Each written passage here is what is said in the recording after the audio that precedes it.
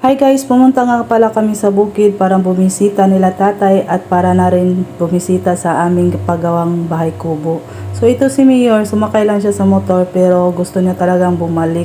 Akala naman niya madaling umakyat ng bundok, charis lang. Akala din niya kasi na doon lang ako sa ibabaw kaya bumalik siya. So ayun na nga, pinabalik ko na nga siya. At pagkarating nga namin, kinuhanan ko siya ng maraming dumikit sa kanya. Ewan ko kung anong tawag dito.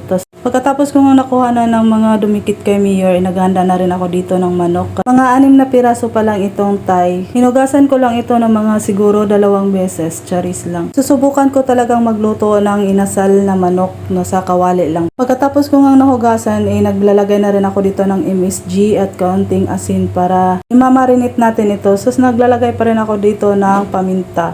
So pagkatapos ko nga mailagay yung paminta, irarab lang po na para ma-mix lahat ng ating pampalasa. So nakalimutan ko palang ihiwa kanina, kaya ngayon ihiwa ko na lang siya para noot talaga yung lasa. Tapos pagkatapos ko nga mahiwa, imamarinate lang po natin ito ng mga siguro 1 hour. So dito naman si Mayor, yung pinag-aabalahan niya is nanonood siya ng Paw Patrol. So dito na nga, nagpapainit na nga ako dito ng kawali. So di ko pala naipakita, naglalagay ako dito ng aswiti seeds para naman may kulay yung ating inasal na manok na parang mang-inasal lang ba. Lalagyan din pala natin ito ng sibuyas at saka ahos pa. Ito yung nagpapabango ng ating inasal sa kawali. So dito nga, binabaliktad-baliktad lang natin para mapantay yung kanyang luto. So ito na nga, luto na nga po, naghahango na nga po tayo.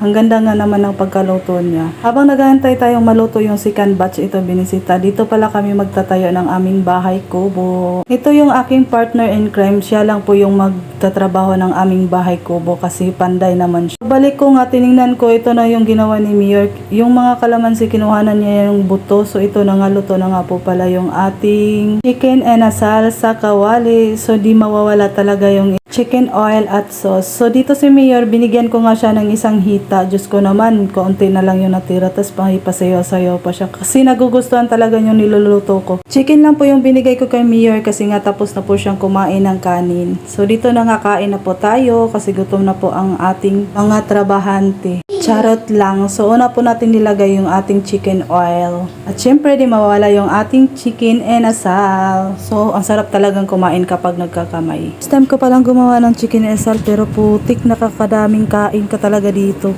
Ang sarap talaga niya, sobra. Kaya kung hindi pa kayo nakapag-try magluto nito, i-try nyo na. Parang sa mga inasal lang kayong kumakain, napapa-extra rice ka talaga. Kapag ganito kayo magluto ng manok, ay panigurado, makalimutan nyo, nag-diet pala kayo. Charis!